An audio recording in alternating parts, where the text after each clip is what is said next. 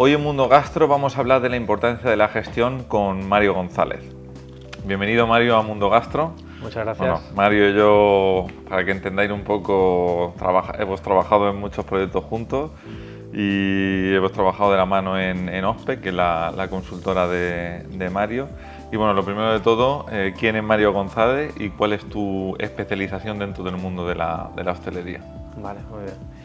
Bueno, pues soy Mario González, soy de Badajoz, natural de Badajoz, aunque llevo pues, más de la mitad de mi vida fuera de Badajoz y de España incluso una gran parte. Estudié lo que es cocina en Badajoz, estudié luego dirección de restaurante, que es el grado superior, y hace no tanto acabé también un máster de empresas para entender un poco el contexto general de los negocios, ¿no? Trabajé como 7-8 años como cocinero, estuve en restaurantes de estrella como pudiera ser el Chaflan, que ya a día de hoy no existe. Luego me fui a Inglaterra con Jules Robuchon en Londres. Y luego con 27 años ya me contrató la compañía Iberostar como chef ejecutivo. Estuve como chef ejecutivo de los hoteles de gran lujo durante 4 años. De ahí me ascendieron como chef de complejo en República Dominicana, que estuve 2 años más en esa posición, y luego me ascendieron como director corporativo de cocina a nivel América. He llevado a todos los hoteles de la compañía a nivel América. Ahí fue donde realmente aprendí a tocar el mundo de los hoteles, el mundo de la gestión, de la alta gestión, y con unas cifras millonarias en realidad a nivel de gestión por unidad de hotel de cocina. Y bueno, después de 10 años decidí dar ya un cambio, volver a España. También tenía mi familia, mi sobrino, etcétera, etcétera, y eso me hizo pues repensar si quería quedarme en América o quería volver a España, y al final hice ese cambio. No fue fácil porque al final todos mis contactos estaban allí en América, entonces fue empezar desde cero. Fue cuando hice el máster que he comentado y bueno, empezamos con un restaurante, luego otro restaurante, luego un tercer restaurante, y luego en conjunto con Agencia Gastro, pues la verdad que hemos hecho un sinfín de proyectos. En la última etapa pues trabajamos con el Grupo Ayar, que empecé también como asesor externo de ellos, y al cabo del año pues decidimos entrar. También soy socio del mismo grupo, y estoy como CEO, como director general del grupo. Dirijo todos los negocios que tenemos. A día de hoy son 4 unidades de negocio. Tenemos Club Ayar, que hemos conseguido la estrella Michelin, la hemos conseguido recuperar, que aquí está Martín Berasategui como liderando la cocina. Luego tenemos Madrid Madre, que también es con Martín, que es un negocio de un ticket medio de unos 30-35 euros, con mucho más volumen. Tenemos Pasión Habanos, que es justo donde nos encontramos a día de hoy, que es un club de fumadores en consorcio con Tabacalera, en los cuales también tenemos una amplia variedad de destilados de alta calidad, de alto nivel. Y por último tenemos Dre Martini, de la mano de Javier de las Muelas, en los cuales somos socios al 50%, y es un concepto de coctelería clásica con un toque, que está justo en el edificio donde estamos nosotros a nivel de oficinas. Y también está Pasión Habanos, está Club Ayar, entonces lo tenemos todo en el edificio Gallardo, que es justo aquí en Plaza de España, en Madrid. Vale. Y o sea, tu especialización dentro del mundo de los restaurantes, o sea, eres chef de profesión, pero digamos como que te has especializado mucho y bastante en temas de gestión. Yo creo que aquí ha habido 2 porqués, ¿no? La parte de la cocina es algo que me gusta, pero yo siempre he visto la parte profesional como que tiene que tener fases evolutivas, y en mi caso, después de 7-8 años en la parte técnica, creo que un poco por mi habilidad con los números, me fue como llevando a esa vía. Me encantaba lo que sucedía dentro de primeras en la parte interna, de cómo haciendo algunos ajustes podías conseguir balancear ciertos resultados, ¿no? Sobre todo en la parte de cocina, pero sin embargo cuando esto lo llevas a la parte de negocio global, pues te das cuenta que hay otros palos que también tocándolos puedes o aumentar facturación o puedes reducir costes. Sí, algo que es muy raro hoy en día, ver a un chef que domine tanto esa parte de gestión. Sí, o sea, como una especie en extinción. Y que, por ejemplo, chef de la talla de Ferran Adrià están, digamos, yendo por ahí y generando conciencia a los restaurantes que se formen en ese tema. Entonces, por ser concreto y darle un conductivismo a la entrevista para que la gente, digamos, le aporte mucho valor, voy a empezar a hacerte preguntas muy concretas sobre qué es esto, para qué sirve esto y demás. Entonces, me gustaría empezar por el tema del presupuesto. O sea, ¿qué es un presupuesto en términos de un restaurante y para qué sirve? Yo al final siempre digo que un presupuesto es como una bola del futuro, ¿no? Porque, o sea, lo primero que te da un presupuesto es digamos, un origen de datos que no tienen por qué ser 100% reales, pero sí que te acerca mucho a lo que tú esperas. Me pongo el ejemplo. Tú imagínate números redondos. Tú tienes un presupuesto en el cual estás teniendo en cuenta cuál es la temporada alta, la temporada baja, y con ello dice, vale, yo voy a facturar, me lo invento, 100.000 euros.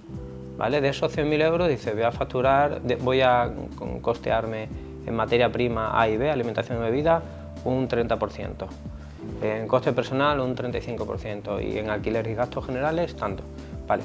Pues tú con eso ya sabes el personal que de primeras te puedes permitir, ¿vale? Y tú mes a mes vas corroborando que esos números sean los que tienes en tu presupuesto. Que resulta que ese presupuesto no se materializa y que te quedas por encima o que te quedas por debajo, resulta que has facturado menos, pues ya sabes que tienes que hacer ajustes. El problema es que el 90% de los hosteleros no hacen presupuesto y al no hacer presupuesto no saben ni dónde moverse, no saben ni a qué atenerse. Y ahí viene un poco el principal problema. Yo creo que el presupuesto es como la base para comenzar a entender cómo funciona la gestión de un negocio. Y un presupuesto puede ser tanto para un negocio de nueva apertura como un negocio, por ejemplo, vamos a suponer un negocio que ahora lleva 3 años abierto. O sea, vale para los dos. Sí, o sea, yo creo que un presupuesto tiene que tenerlo no solo un negocio de restauración, un presupuesto tiene que tenerlo cualquier empresa, ¿vale? Eso es lo primero de todo. Sí.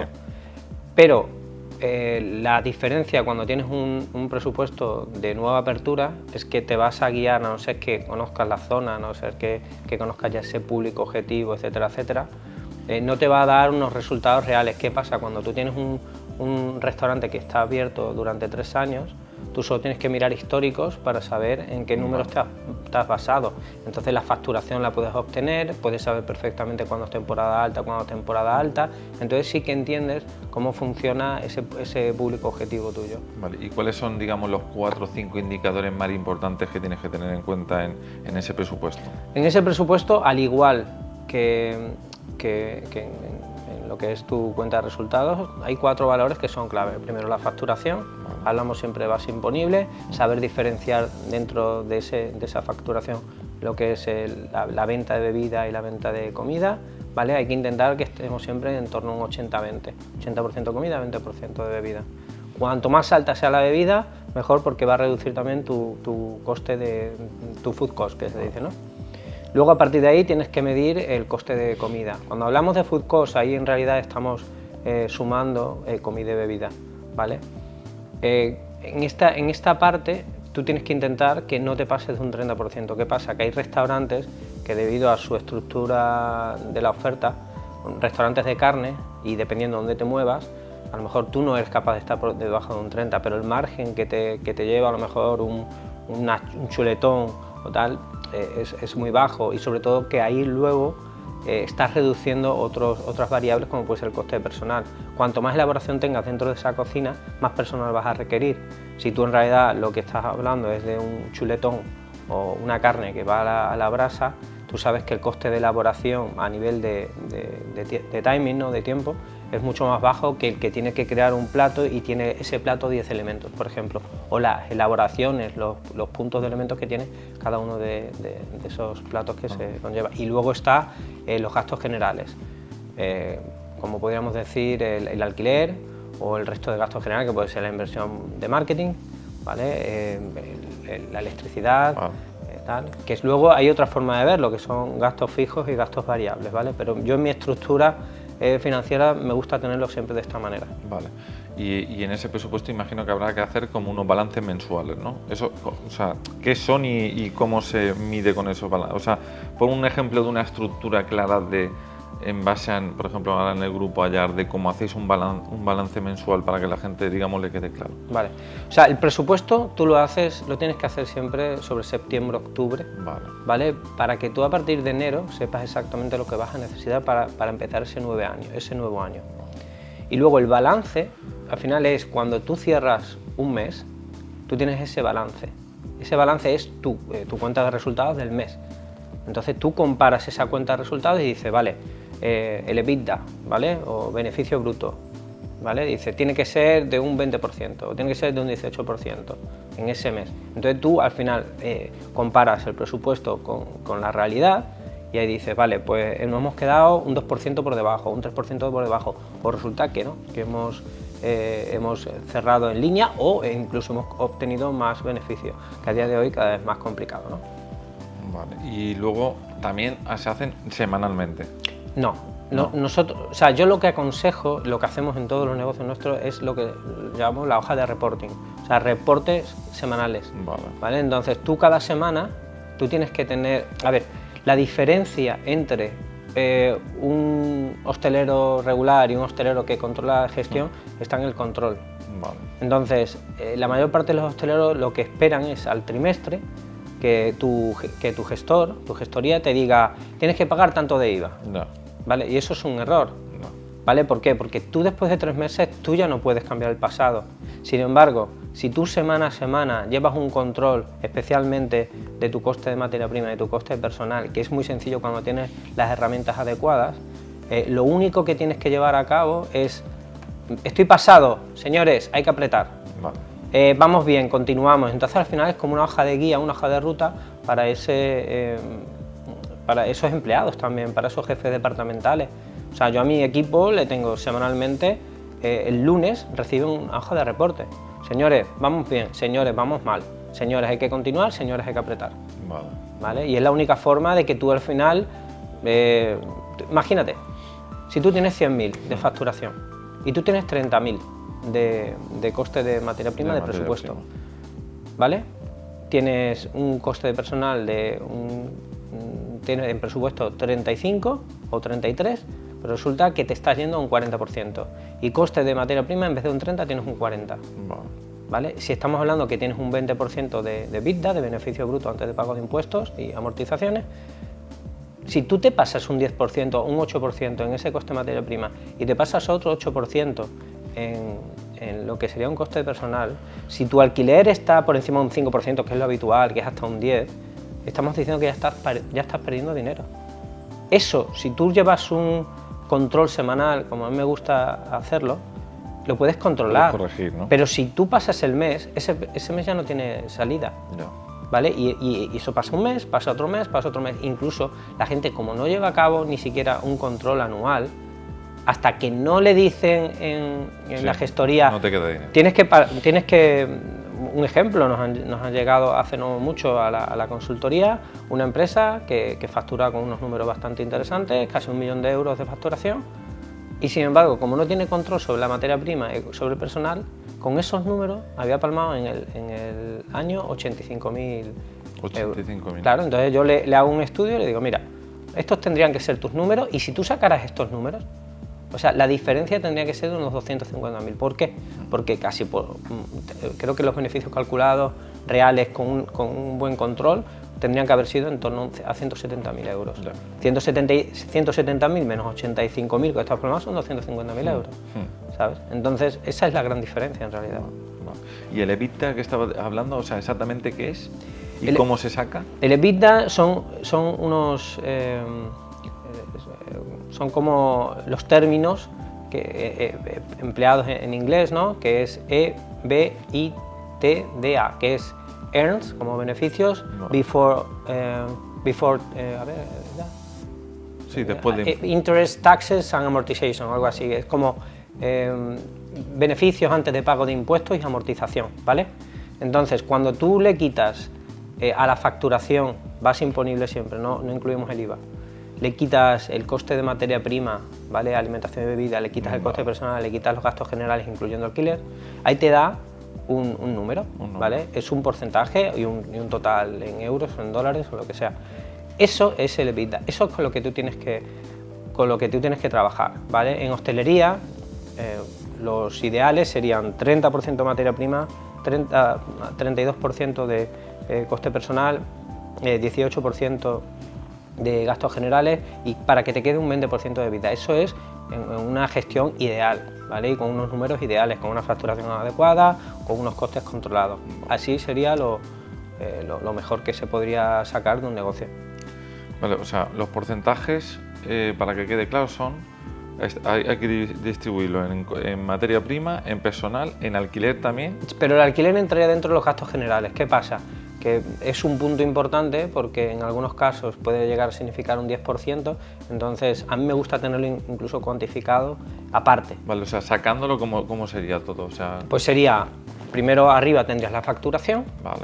Debajo tendrías FC, que es Food Cost, que es coste de comida y bebida, ponle un 30%, CP, coste de personal, en torno a un 32, máximo un 35%, y luego gastos generales. Dentro de los gastos generales puedes incluso, el alquiler lo puedes sacar aparte. El alquiler nunca debería de pasar de un 10%, ¿vale? Que en algunos casos no es así, pero hay que intentarlo. Y lo ideal, que es en el mundo perfecto, sería un 5%, ¿vale? Y luego el resto de gastos generales, si estás puntualizando el alquiler independiente, no debería de pasarte de un 12 o un 13%. Eso es lo ideal. Vale, y por ejemplo, vosotros gestionáis en el grupo dos negocios que son completamente diferentes. La taberna, Madrid Madre, un sitio, digamos, más comercial en el que lo que se consigue es lograr el mayor volumen de trabajo y luego el Club Ayar. O sea, ¿qué diferencia en esos porcentajes que me comentas? ¿Qué se diferencia en uno y en otro los porcentajes? A ver, el Club Ayar, como cualquier gastronómico, tiene mayor inversión, tiene mayor coste de personal y al final el coste de materia prima es algo con lo que hay que trabajar para hacerlo posible que esté en el 30%, ¿vale? En Madrid Madre el coste es muchísimo más bajo, podemos conseguir incluso cerrar un 25%, ¿vale? Y de una forma continuada, y el coste de personal sigue siendo alto, ¿vale? Alto me refiero que tenemos que... O sea, todavía no, claro, un negocio que está hecho y que está maduro, cuando ya tienes el personal establecido, el personal está súper entrenado, tal, que esto se consigue a partir del año y medio, ahí es cuando te tienes que obsesionar con conseguir sacar el 35%. El primer año de un negocio es muy difícil cerrar en unos números perfectos. ¿Por qué? Pues porque primero no tienes estabilidad del equipo, ¿vale? El equipo todavía no está 100% entrenado, y además tú estás aprendiendo el negocio. Entonces, en medida que esto sucede, tú vas ajustando. Por ejemplo, nosotros cuando empezábamos, cuando yo llegué, que hace 6 meses, el coste de personal de Madrid Madre era un 50%. Y hemos ido bajando, 45, 43, 41, el mes pasado fue 38, ¿vale? Entonces la intención es ir ajustando hasta que al final consigas ese 35, sin embargo el coste de materia prima siempre ha estado más o menos estable, cuanto más apretamos mejor beneficio sacas, pero sí. Sin embargo el Club Ayar es un modelo completamente diferente, porque pues primero cuando yo ya llegué ya estaba establecido menú, entonces ahora reajustar todo esto nos toma más tiempo porque además es un negocio muy delicado, que cualquier cambio se puede haber afectado a la calidad y no podemos permitirnos tampoco, porque tenemos una estrella Michelin, porque las aspiraciones son de seguir creciendo en ese ámbito y hacerlo sobre todo con mucho cariño, mucho mimo para no fastidiar más que nada la calidad. O sea, ¿un restaurante gastronómico puede ser rentable? En buenas manos, sí. En buenas manos me refiero siempre y cuando... A nivel de gestión, sí, ¿te refieres? Sí. Siempre y cuando haya una persona que entienda del negocio, que no se cargue el producto, porque es muy fácil decir recorto, pero te cargas el producto. No. Entonces, no es rápido, pero en las manos adecuadas pueden ser rentables. ¿Qué tan rentables? A ver, yo sueño con conseguir que un restaurante gastronómico llegue a tener el 20%, pero a día de hoy es muy difícil, porque además requiere mucha inversión, cada vez que se estropea algo tienes que tener más, o sea, la maquinaria, utensilios, la vajilla, son costes muy altos, pero sí es cierto que al final tú estás vendiendo un ticket muy alto siempre y cuando consigas que tenga suficiente afluencia, aunque el margen no sea muy alto a nivel de porcentaje. Si es verdad que estamos hablando de facturaciones muy altas, el EBITDA también se puede sentir bien. Pero si pretendes hacerte millonario, si esa es la pregunta, si pretendes hacerte millonario con un gastronómico, te digo que no. Ya, o sea, para que la gente le quede claro, o sea, un restaurante gastronómico, casi el 90% de los restaurantes gastronómicos en el mundo, o sea, son muy poco rentables. Muy poco. Muy poco. O sea, que de más o menos a nivel medio, que te puede dar un 5, entre un 5 y un 10% de 5 y beneficio. un 8. Vale, 5 y 8. 5 y 8 y eso en los restaurantes que van bien, ¿eh? No. Y a nivel general, ¿cuáles son los mayores problemas que te suele encontrar la asesoría a nivel de gestión? Bueno, cuando nos contratan. Sí, cuando te contratan o que lo sueles ver tú en el panorama general. A ver, yo creo que el primero es que los mismos propietarios no tienen ni siquiera la información. Entonces tú quieres recolectar información para hacer un primer análisis de cuál es la situación financiera del negocio y te das cuenta que es que no tienen ni la información. Entonces esa parte, recabar esa información es denso y es lento y es complicado. Pero la segunda parte es que en muchos casos ellos mismos han creado su cuerda de suicidio. Porque hay lo que diríamos una oferta gastronómica que hace que no sea financieramente viable, y hacer esa modificación lo que te puede crear son muchos problemas a nivel de cambio. ¿Por qué? Pues porque tú tienes un cliente que está acostumbrado a esa oferta. Cuando tienes una carta con 70 platos, ya te digo yo que tu coste va a estar en un 50%. Entonces tienes que tener platos que seas capaz de vender en un porcentaje lo suficientemente bueno para que estés por debajo del 30%, porque además tú no es que digas, no, el 30%, no, tú tienes que intentar cerrar tu coste en un 27%, porque luego tú tienes mermas, y las mermas suelen ser mínimo de un 2%, entonces eso tiene que estar calculado. Tú al final no puedes calcular la merma, no tiro esto y lo voy pesando y lo voy metiendo, eso es imposible, pero sí puedes saber que vas a tener alrededor de un 2,5% de merma, y en total así vas cerrando el 30%, ¿sabes?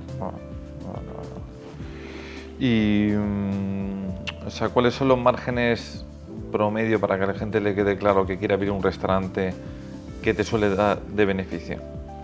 Un buen restaurante, bien gestionado, sí, con una buena estructura de la oferta. Un restaurante que facture, por ejemplo, que vaya a facturar 500.000 euros. ¿Cuánto le quedaría, en el año? En el año. ¿Cuánto le quedaría a ese propietario, a esa persona que quiere abrir un restaurante y que se imagina que va a facturar 500.000 euros? ¿Cuánto le quedaría en su bolsillo a final de año? En unas condiciones óptimas, sí, en un mundo perfecto, sin problemas, sin pandemias, sin subida de precios como las que tenemos, lo suyo sería pues 100.000, ¿vale? 100.000. Claro, pero estamos hablando de ahí, de esos 100.000 hay que quitar pago de impuestos, ¿vale? Entonces, si quitas impuestos, ponte que te queden 70.000, ¿vale? Esto siempre y cuando te vaya, pero que la realidad no suele ser esa, Eloy. ¿Por qué? Porque no existe una gestión perfecta. Tú, para llevar una gestión perfecta, tienes que hacerlo perfecto durante mínimo un año, porque ahí tú tienes que encontrar dónde están tus puntos críticos, tienes que ver qué es lo que tienes que ir cambiando. Tú no pasas de la noche a la mañana, haces un cambio y ya empiezas a ser rentable. Hay en algunos casos cuando es tan desastre que por poquito que hagas sí vas viendo beneficios, vas viendo mejoras, pero generalmente no es así. Y, o sea, ahora, por ejemplo, aquí en Madrid, que estamos hoy en Madrid, hay muchos grupos de restaurantes. O sea, ¿por qué esos grupos, esas grandes empresas, son capaces de abrir más y más conceptos? O sea, porque cada vez, por ejemplo, grupos conocidos como Grupo La Rumba o Grupo La Máquina, etcétera, etcétera, ¿por qué son capaces y cuánto margen? ¿Le da el mismo margen de beneficio a un grupo que a un restaurante independiente No. o tienen algunos A ver, trucos? los grupos generalmente hacen una restauración organizada, ¿vale? Vale. Entonces, esta gente son expertos en restauración y controlan muy bien cómo hacer. Primero, conocen bien el sector, pero conocen muy bien dónde se mueven. Es decir, conocen muy bien Madrid. Entonces, a través de prueba y error, han conseguido dar con la tecla y lo que hacen es replicar de una forma u otra, ¿vale? Entonces, ¿qué pasa? Cuando tú tienes un concepto que funciona, lo único que tienes que conseguir es inversión. Cuando tú sabes preparar un plan de negocio y explicarle a inversores, porque al final esta gente se mueve con inversores, les dice, mira, necesito para abrir esto tanto y este es el retorno que vamos a tener. Como ya lo puedes argumentar porque tienes negocios que te están dando estos números, es relativamente fácil encontrar inversión y volver a replicar ese negocio. Y la gente cree, o los inversores creen en ese grupo, ¿por qué? Porque llevan 4, 5, 10 o 12 años y saben que lo que están haciendo lo están haciendo funcionar, porque además solo tienes que ir, no es como un negocio que tienes que mirar, lo están viendo, luego obviamente tú ves los números económicos y dices, no, esta gente pilota y esta gente sabe lo que están haciendo. Los restaurantes independientes es otro cantar. Todo el mundo cuando yo a veces que hablo, no, porque mi intención es abrir uno y luego abrir dos. Claro, sí, claro. Eso todo el mundo es lo que... Sí, pero es que... Y no han abierto ni el primero. No han abierto ni el primero. Pero es que además ya no es solo eso, sino que para tú llevar a cabo este proyecto, tu primer proyecto, tú vas a llorar mucho, vas a llorar muchísimo porque es duro. Y tú te crees... Una cosa es lo que tú te creas en tu cabeza de, como, no, es que yo visualizo que el restaurante está lleno cada día, desde el mediodía hasta por la noche. Y luego llega la realidad y la realidad es que te comes los mocos, ¿sabes? Sí. Entonces, ¿qué hay que hacer? Pues primero, hacer todo con mucha cabeza, asesorarte de expertos, porque es clave, y luego mucha constancia. Uno de los errores más comunes es que empiezas un proyecto de determinada manera y al cabo de 2 meses, es que esto no me funciona, y cambias todo. Entonces crees que estás pivotando porque has analizado y no estás analizando nada y el resultado es que primero mareas al cliente, esto no te está dando resultados, lo cual tampoco puedes monitorizar si es real o no es real y son problema tras problema. O sea, al hilo de lo que estabas comentando, un problema que no hemos encontrado tú y yo habitualmente es abren un restaurante y no se dejan dinero, digamos, como fondo de tesorería. Fondo de tesorería. ¿Por qué es tan importante? O sea, para que todo el mundo lo tenga claro, cuando un negocio abre, los primeros meses son pérdidas. ¿Los primeros meses cuántos meses pueden ser? Es que esto depende, ¿no? Pero a ver, pero es que siempre se dice que tienes que tener dinero para mínimo 6 meses. No. Eso es lo ideal. Entonces, cuando empiezas un proyecto, de hecho yo a muchos clientes le digo, ¿cuánto dinero tienes? Tanto, pues no te da. Hombre, no, porque esto me cuesta tanto. Digo, no te da, porque tú necesitas para abrir, ten en cuenta que tú vas a palmar dinero. ¿Qué pasa? Que esto es como todo, hay clientes que te hacen caso, clientes que te dicen, es que yo sé, y hay momentos, sobre todo al principio, que dices, espérate, a lo mejor hay cosas que yo todavía no sé y esta persona tiene la varita mágica, pero al final no hay varita mágica. Entonces tú abres un negocio y tú tienes que tener mínimo 4 meses asegurados. Vale. 4 meses asegurados. Un fondo para poder pagar personal, para poder pagar esos gastos fijos, marketing, publicidad, etcétera. Y sobre todo los primeros meses en marketing hay que invertir muchísimo, que eso es otro error. La gente dice, no quieren invertir en marketing y al final eso es porque tú tienes, la primera inversión gorda, una vez que se abre, tiene que ser marketing. Porque tú tienes que conseguir traer influencers y... En marketing vosotros tenéis algún tanto por ciento del presupuesto, sí. Yo me manejo entre un 5 y un 10%, ¿vale? 5% cuando estamos en una facturación decente y al principio, que tenemos menos facturación, un 10%. 10%. Claro, porque es que es lo que le digo yo mucho a los clientes, digo, ¿tú te crees que Vicio se ha dejado un 10% en marketing? No, imposible. Ha ido con todo. O sea, se ha ido con todo, tanto Vicio como las grandes marcas que dicen, no, yo es que quiero ser un Vicio, quiero ser un Goico o quiero ser un lo que sé, ¿sabes? O sea, no se dejan un 10%, se dejan mucho más. Y atacan por todas las vías. Claro. Atacan por todas las vías, no solo con marketing de Instagram o Meta. Y según tú, ¿cuáles son las patas más importantes a nivel de concepto en un restaurante? A nivel de negocio, Sí. de un restaurante, yo siempre digo que hay 4 patas, que son como las de una mesa, ¿no? Si una de esas patas está rota, cojea. Si 2 están mal, esa mesa se cae. Pues lo veo de la misma manera. El primero es el concepto. Cuando un negocio de restauración tiene vida, que te acuerdas que nosotros en nuestros comienzos decimos, es que no vemos esa unificación, vemos al final un Frankenstein, ¿no? Entonces el chef que te crea su oferta, la que a él le parece, la decoración que me la ha hecho una amiga que decora, el nombre yo porque mi abuela me traía recuerdos y no sé qué, y al final pues tienes ahí un monstruo que has creado que no tiene ningún sentido ni ninguna coherencia. Entonces la parte del concepto es clave, ahí hablamos del nombre, del storytelling, todo lo que es la oferta gastronómica, la decoración, la vajilla, la cristalería, la uniformidad, el tipo de servicio, todo eso es el concepto y esa parte es clave. Esa es la primera parte. La primera. Luego está la sistematización.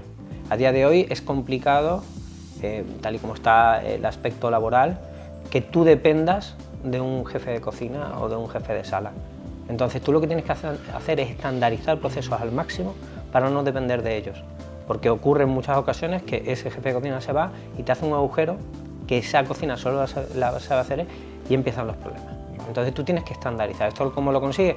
Pues teniendo una empresa de asesoramiento que te cree una oferta gastronómica sistematizada para que no dependa. Yo siempre pongo el ejemplo de Stick Tartar. Stick Tartar, que es un plato internacionalmente conocido. Ese plato te lo hacen mucho a la vista del cliente, camarero. Pero ¿qué pasa si ese camarero se ha enfadado con la mujer? Le ha reñido el jefe, ha dormido poco, está más estresado de la cuenta, tienen más clientes? Todos estos factores psicológicos van a alterar mucho el cómo te lo haga a la vista del cliente, porque no está estandarizado. Sin embargo, nosotros, pongo el ejemplo de nosotros mismos, ¿no? Pero otra empresa de asesoramiento igual. Estandarizamos, cogemos ese Stick Tartar en el taller, cogemos una báscula pequeña y vamos pesando 1 gramo, 3 gramos, 4 gramos, 5 gramos, 6 gramos de mostaza, de tabasco, de perris, de todo lo que haya que ponerle. A partir de ahí dices, vale, el total, la pesada son 25 gramos de salsa. Ahora esto lo multiplicamos por 100 y sacamos 2,5 litros de salsa. Cuando llegue el momento del servicio, nosotros eso lo tenemos en biberones de 250 y la chica de la limpieza es la que se va a encargar de hacer ese Stick Tartar. ¿Qué es lo que tiene que hacer en ese momento?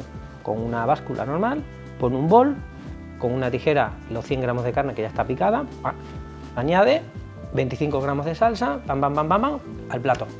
¿Vale? Pues así, este es el ejemplo perfecto de lo que es la estandarización. Y todo eso con una especie de descriptivo, ¿no? Hay descriptivos, de fichas, como que te están explicando como Barrio Sésamo.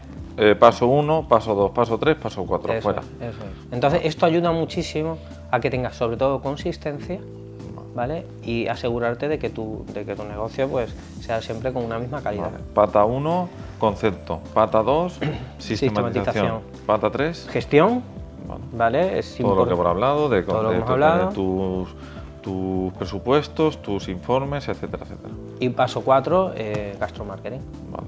Yo creo que el marketing especializado en gastronomía es clave porque al final, claro, tú puedes tener el concepto increíble, la gestión súper bien, la sistematización también, pero si no tienes clientes, ¿de qué te sirve? No te sirve de nada.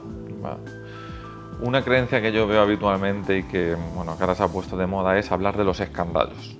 Y la gente consideramos que tiene la creencia de que se cree que la gestión es solo escandallos. Sí, eso es muy bien. O sea, que dentro de toda la parte de un restaurante, de la gestión, ¿qué papel ocupan los escandallos? ¿Qué son los escandallos y para qué sirven? Vale.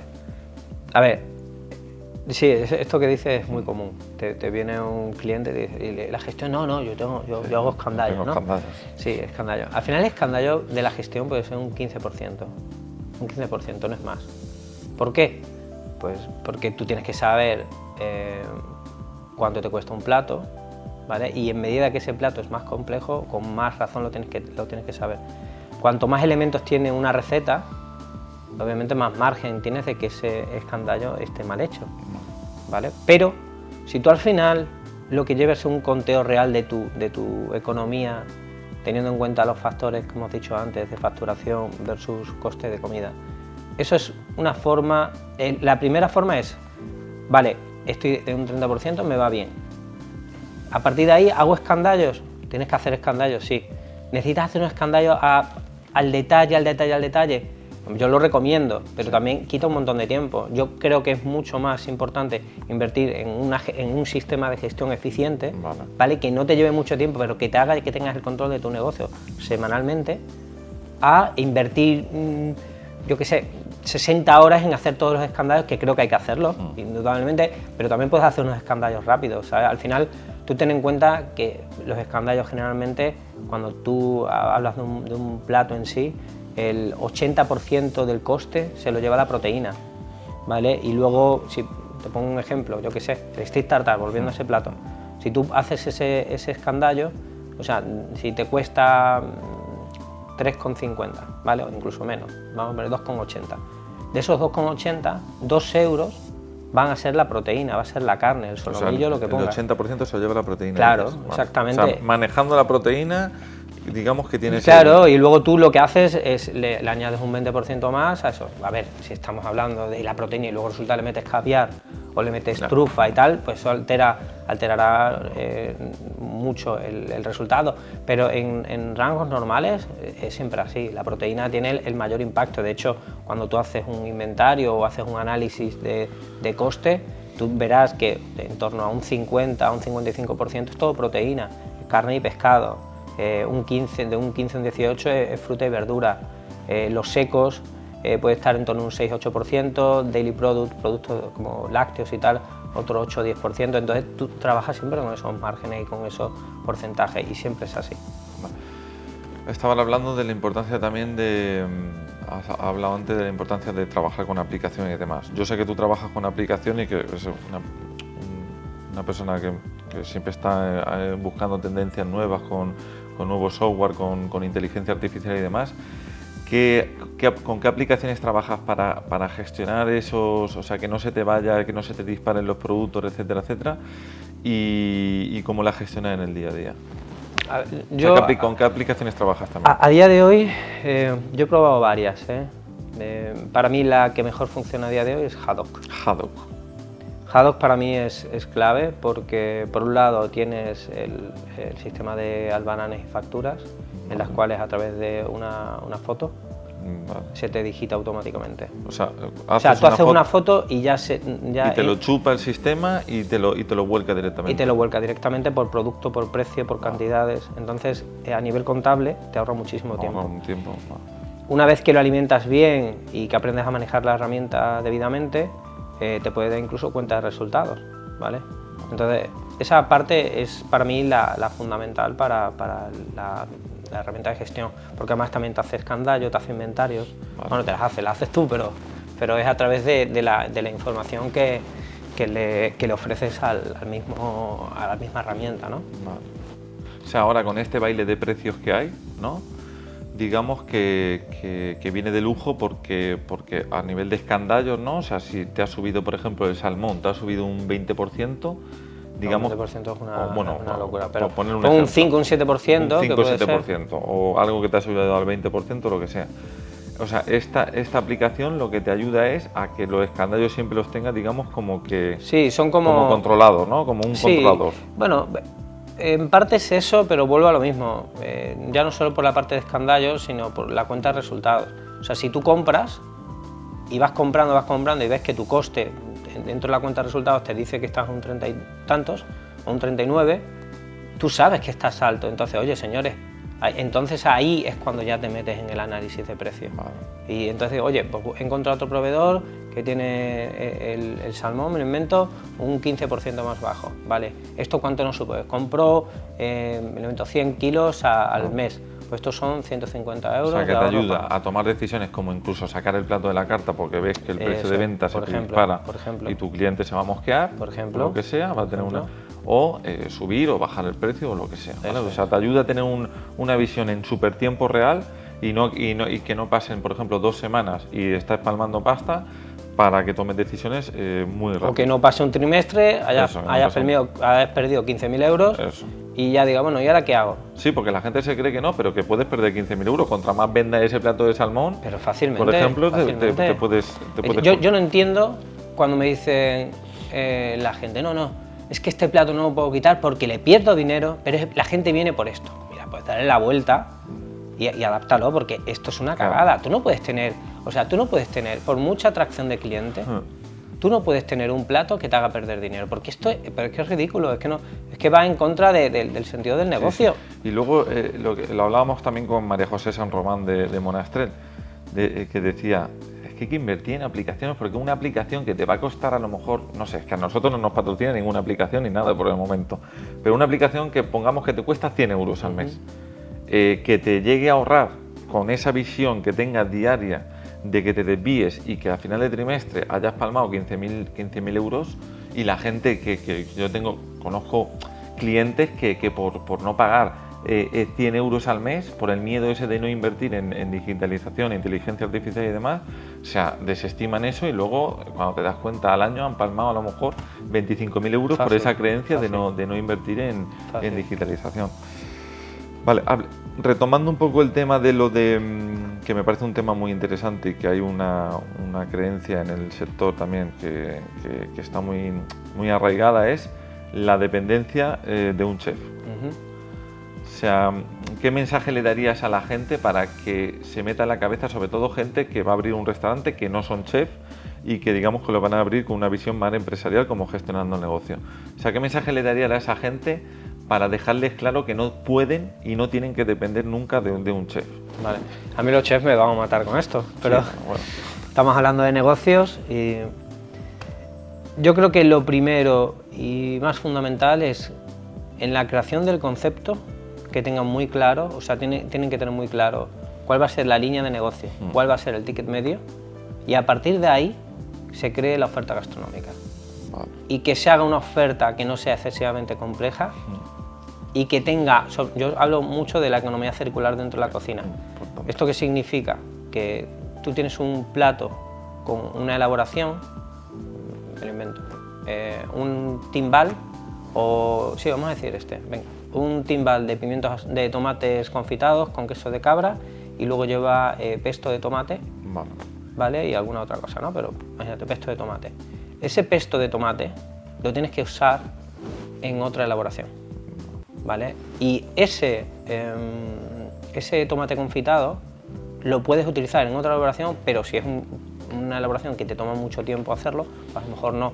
Pero tienes que asegurarte que tenga suficiente rotación y que sean elaboraciones que no te tomen demasiado tiempo hacerlo. Entonces, cuando tú haces esto, el resultado es, primero, no tienes que duplicar ni triplicar elaboraciones, porque una misma elaboración te sirve para varias.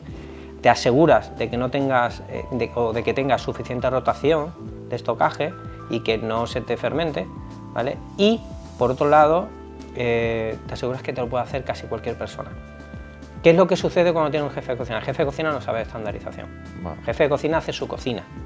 Entonces, él lo que va a hacer es una cocina que sea 100% suya, enseñará de la forma que mejor sepa a la gente, pero que esto en ocasiones regulares es de una forma muy leve. ¿Por qué? Porque ellos no piensan en cómo estandarizar procesos para que el restaurante vaya sin ellos. Ellos piensan en hacer su cocina, en hacer que los platos salgan ricos y hasta ahí. Esto es el mayor error que puede cometer un propietario. Dejarle toda la libertad. Si vas a tener un jefe de cocina y no vas a contratar una empresa de asesoría, lo que tienes que hacer es asegurarte que ese cocinero te cree las recetas que estén todas pesadas, estandarizadas, que tengas un método, que tengas fotos a poder ser descriptivos de cada uno de los platos, ¿vale? Y nos aseguremos que estemos jugando con un buen ratio entre coste y precio de venta. Sí, porque si no, vamos, es que nosotros lo vemos muchas veces por ejemplo, cuando hacer un análisis de las valoraciones de Google, por ejemplo, ves cómo, y luego lo comparas con las conversaciones que tienes con el cliente, como, por ejemplo, en el 2017-2018 las críticas son muy buenas respecto a la oferta gastronómica y casualidad que en el 2019 el 80% de las críticas van relacionadas al problema que hay en la oferta gastronómica. Claro, y luego tenéis conversaciones con el cliente y te dicen, no, es que en el 2017-2018 cuando abrí tenía el chef que era una máquina o la chef que era una máquina, etcétera, etcétera, y en el 2018 se me fue y metí a otra persona y cambió completamente eso. Y es problema de la falta de consistencia con esto.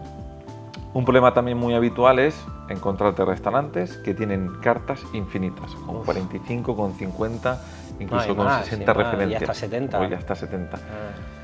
Eso es un suicidio, ¿no? Pero absoluto. A ver, las cartas antiguas, las cartas de los 80 a los 90 tenían esa estructura. Sí.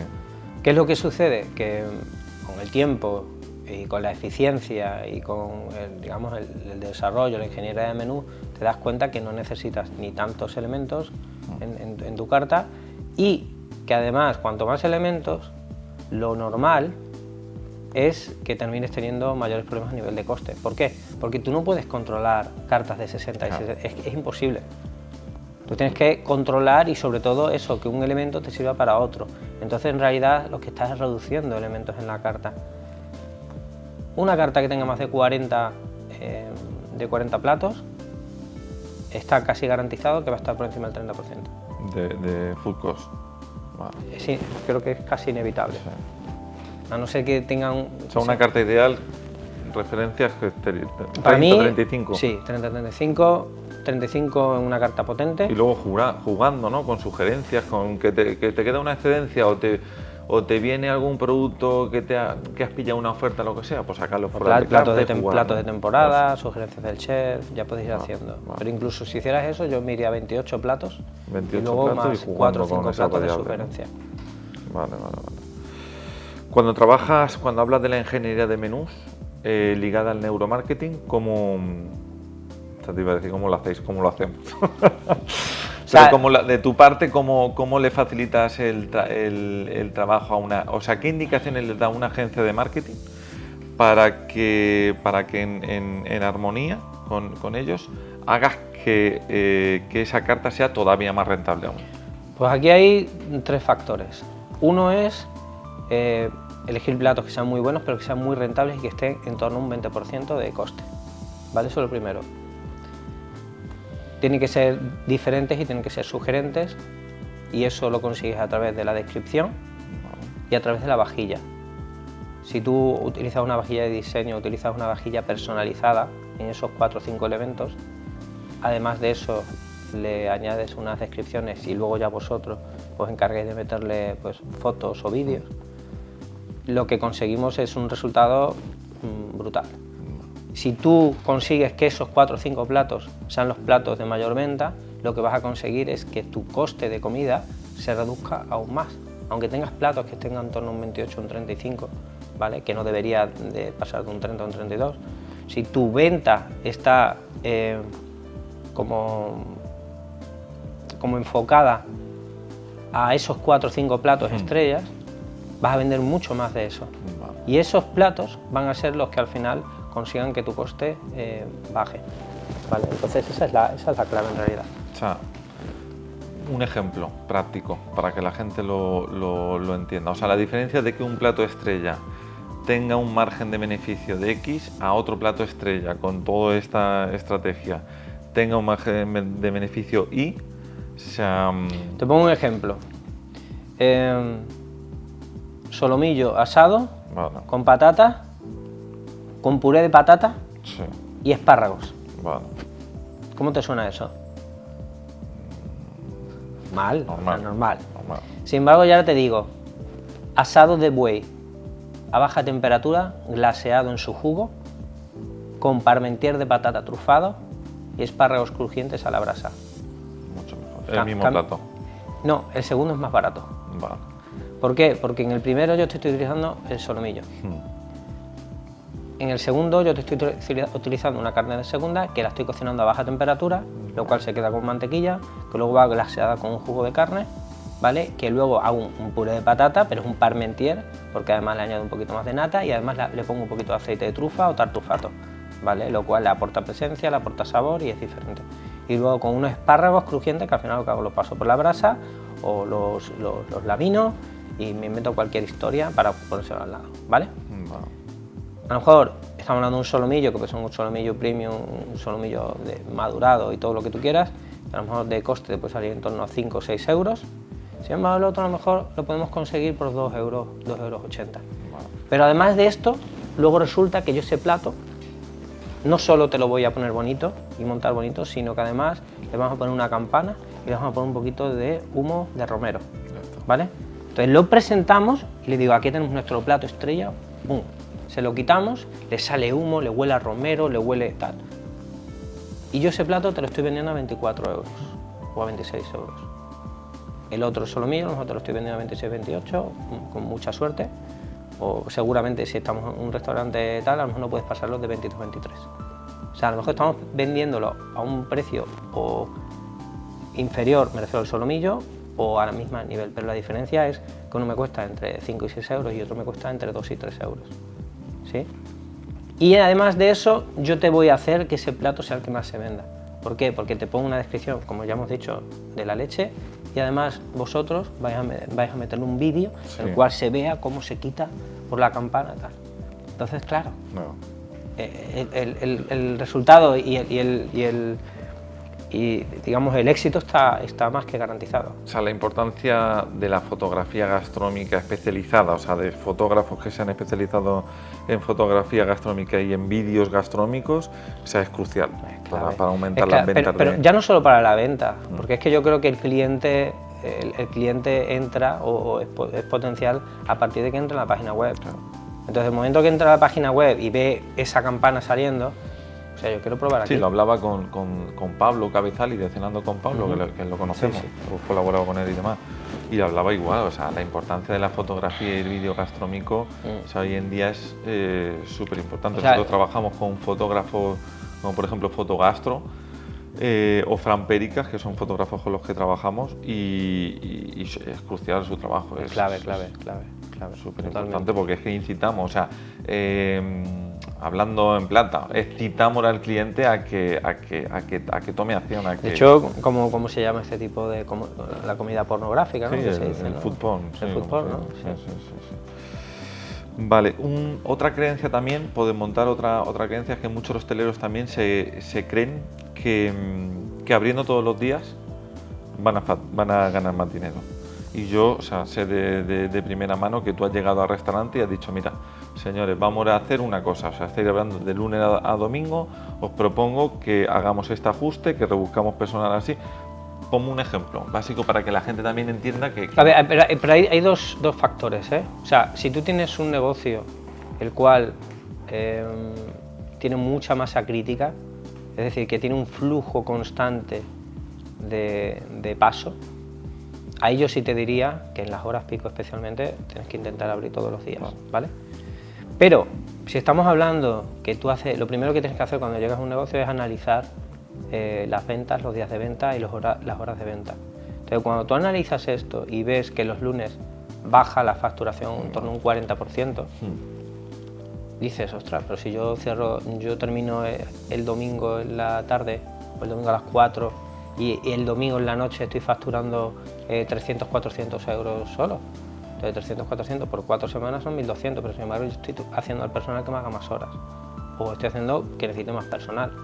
Y resulta que el lunes cierras domingo tarde, cierras lunes y martes por la mañana, por ejemplo. Lo invento, ¿eh?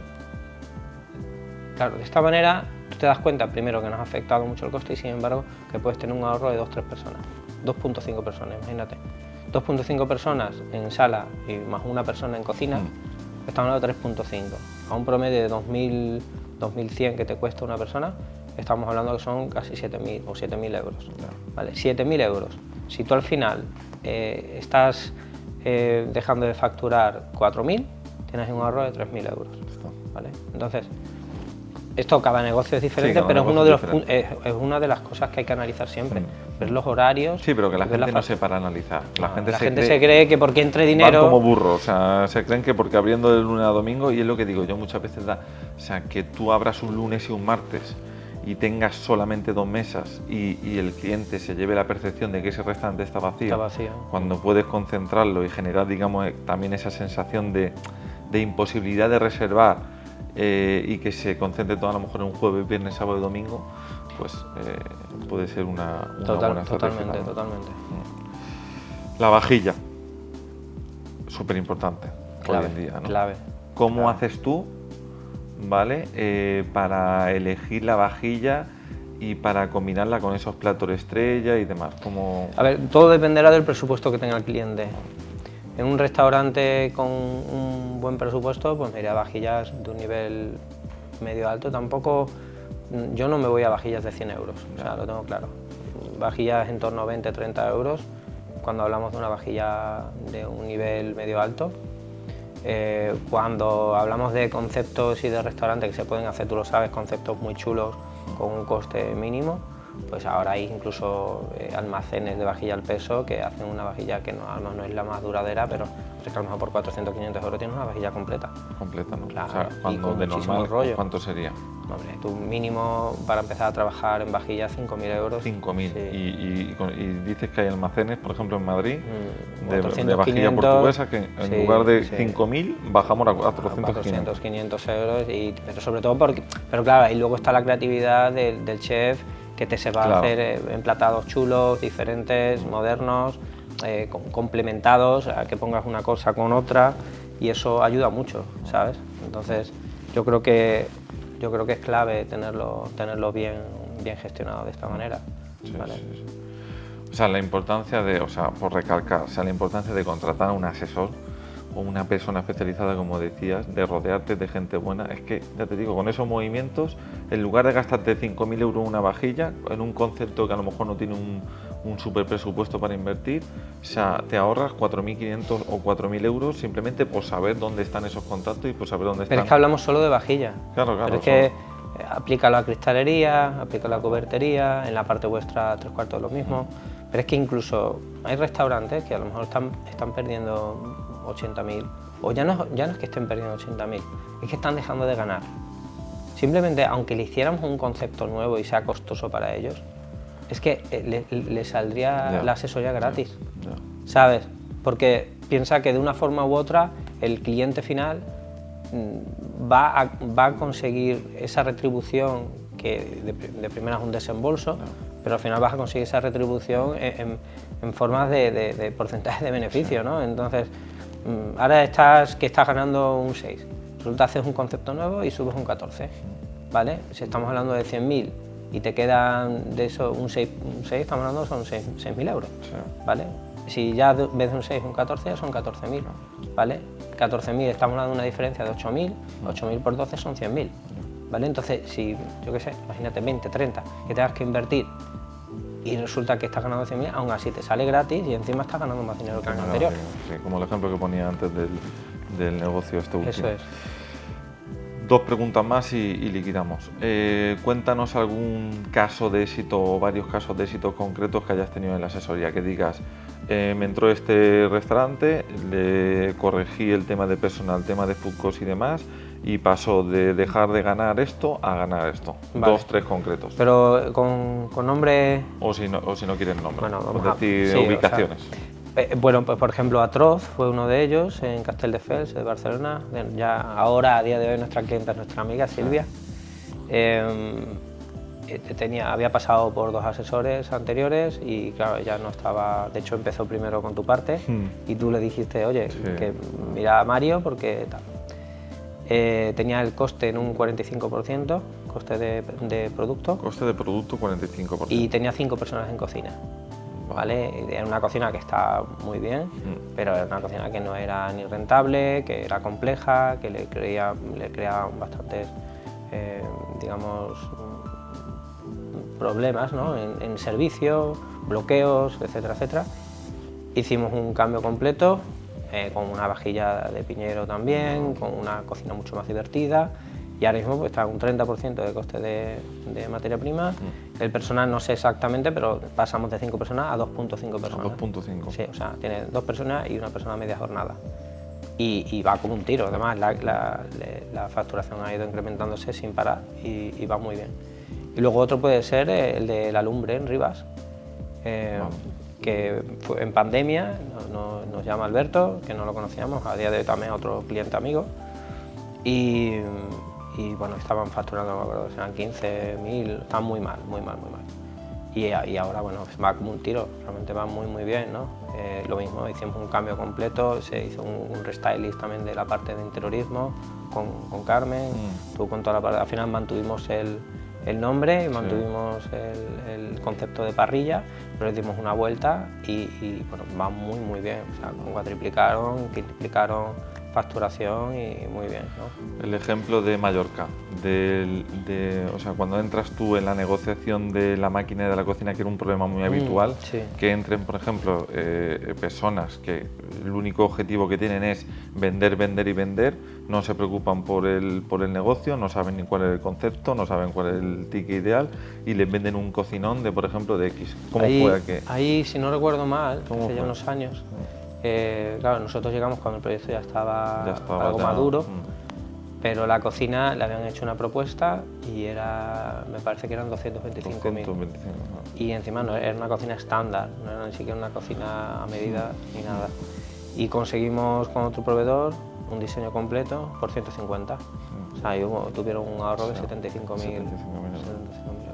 Sí, eso lo solemos ver habitualmente. Eso es normal, sobre todo cuando, a ver, sí, hay profesionales honestos y otros que son un poquito más deshonestos. Pero ¿no? que también es causa también del poco rumbo que tiene el empresario la empresaria. Si no tiene un concepto, como tú dices, tiene un Frankenstein en el que no hay alguien que le esté dando direccionalidad al proyecto, pues entonces empieza a tener goteras por todos lados. Más o menos, para que la gente también se haga una idea de en cuanto los precios que se suele manejar una consultoría como la tuya, más o menos ¿cuál es la brecha de precios que se maneja? Bueno, la parte de gestión más o menos trabajamos en torno a los 9-10.000 euros. Y luego si va un concepto completo, pues depende hasta dónde podamos llegar, pero puede ir desde 20 hasta 30 euros. Depende si es un hotel, un pequeño restaurante... Depende del nivel de complejidad, depende... Vale, pero parte como desde los 8.000, 9.000 hasta 30 la asesoría un poquito más top, 30 y algo, sí. Vale. Y lo que es 30... Ahí, digamos, como que, para que la gente lo entienda, es como se monta como casi todo. Un llave en mano. Un llave en mano. Sí, ahí va todo. Lo único que no nos hacemos responsables, ayudamos, pero no nos hacemos responsables del personal. No somos una empresa de reclutamiento. Entonces eso es responsabilidad del empresario porque además es el que va a guiar. Que los tiene que contratar también en base a su frecuencia y que van a ser Eso es importante. Y por último, ¿cuál es para ti hoy en día un modelo de negocio a nivel de restauración, ya sea a nivel nacional, internacional o lo que sea, que digas un modelo de negocio que sea rentable, que diga... Pues yo diría el Grupo Paraguas. Grupo Paraguas, ¿no? Sí, todo lo que montan, la verdad que lo petan. Puedo estar más o menos de acuerdo con la oferta, ¿vale? No te voy a decir que el sushi de amazónico me encante, pero voy allí porque el sitio es la leche, la costelería está muy bien, te atienden bien. Han sido un poco los que han revolucionado... O sea, yo creo que hay como dos cambios, ¿no? Ferran Adrià por la parte de alta cocina y por esa generosidad ya Ferran Adrià podemos decir que fue ya una etapa anterior, ¿no? Pero y luego a nivel ya más empresarial, más a nivel, digamos que está como amazónico Intent Content, ¿no? Como yo lo veo mucho, que ahora ya menos, pero sí que decía, nos venía mucha gente como diciendo a lo mejor de otras ciudades como Alicante, Valencia, Badajoz, etcétera, etcétera, que nos decían, quiero un amazónico, quiero el amazónico de aquí. Eso... No, pero creo que lo hacen muy bien, todo lo que tocan, y además sabes que amazónico ya está en Londres, está en Dubái, lo están haciendo muy bien. Y luego, dentro de la alta cocina, Martín Berasategui, yo creo que es el número uno, pero sí, o sea, todo lo que lo hace muy bien, ha creado una escuela brutal. Y claro, esto a día de hoy le está aportando grandes beneficios porque tiene una cantera de gente que, claro, cuando tiene un nuevo proyecto sabe a quién mandar, cómo mandarlo y bueno, tiene 12 estrellas y yo creo que son de los negocios más rentables, los negocios de Martín. O sea, creo que es de los pocos cocineros de alta cocina que consigue hacer su cocina rentable. ¿No? Sí. También es un gran comercial, un tío que lo da todo también, es una buena persona. Y creo que esto le está, claro, ahora está recogiendo, ya lleva años, ¿no? Pero está recogiendo, ahora sabéis que abre también Martín en Dubái, que es un proyecto millonario, con unos niveles de locos. Pero claro, está en todos lados, ¿no? Y bueno, tiene 12 estrellas Michelin, ¿sabes? O sea, y sigue creciendo. Brutal. Lo traeremos a Mundo Gastro, seguro. Y por último, bueno, algún consejo que quieras dar, sobre todo a la gente que nos está viendo y que está viendo estos vídeos, que está viendo todo el contenido, que tiene dudas y que hay mucha incertidumbre ahora, tal y como está la situación económica, de la inflación, a nivel político y demás. ¿Algún consejo que le darías a nivel de gestión y de negocios?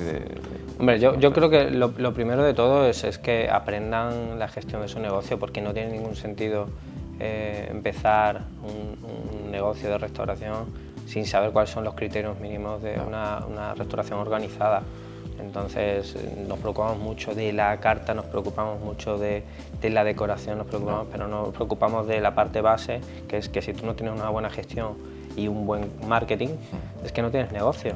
No tienes negocio. Entonces yo creo que son las dos puntas del iceberg que tienes que... Que empiecen la casa bien. O sea, que empiecen la casa por los cimientos y no por el tejado. Sí, que no se lancen, que no tengan prisa. También hablaba con Carlos García, por ejemplo, que es compañero nuestro, que nos ayuda a buscar locales principalmente por Madrid y demás, y nos decía eso, dice, es que la gente tiene una prisa, o sea, la gente encuentra un local y quiere abrir mañana. Sin estrategia, sin conceptos, sin nada. Y luego, a medida que ya van avanzando, pasan 3 meses, se acuerdan de la gestión, contratan a un gestor, a los 4 meses ven que no están trayendo a la gente, la paranoia que se habían montado en su cabeza, en la cama a las 3 de la mañana de que iban a tener el restaurante lleno, se acuerdan de una agencia de marketing, etcétera, etcétera. Y María José San Román, por ejemplo, el otro día lo comentaba también, que es del restaurante Monastrell en Alicante, que dice, yo empecé así, pero yo veo a mi hija ahora, que es de una generación ya, que ha abierto una cadena de una pizzería que se llama Infraganti, que están también en Alicante, y decía, ella sí que empezó bien, o sea, creó la marca, se tomó el tiempo necesario para hacer un naming, para crear un control presupuestario, etcétera, etcétera, y eso es lo que hay que hacer, eso es verdaderamente como hay que empezar. Es así, así que yo creo que básicamente la gente tiene que tener una estructura importante de gestión, ¿sabes? Y creo que, no por ponerme pesado y repetitivo, pero creo que no lo hacen. De hecho, Ferran Adrià en una ponencia dijo que el 90% de los hosteleros no hacen un presupuesto. Sí. 90%. Ya. O sea, bueno, pues el timbre nos está diciendo que se acabó el tiempo. Total. Así que nada, muchas gracias y... Nada, un placer. Y nada, nos vamos a comer. Muy bien, buen provecho. Venga.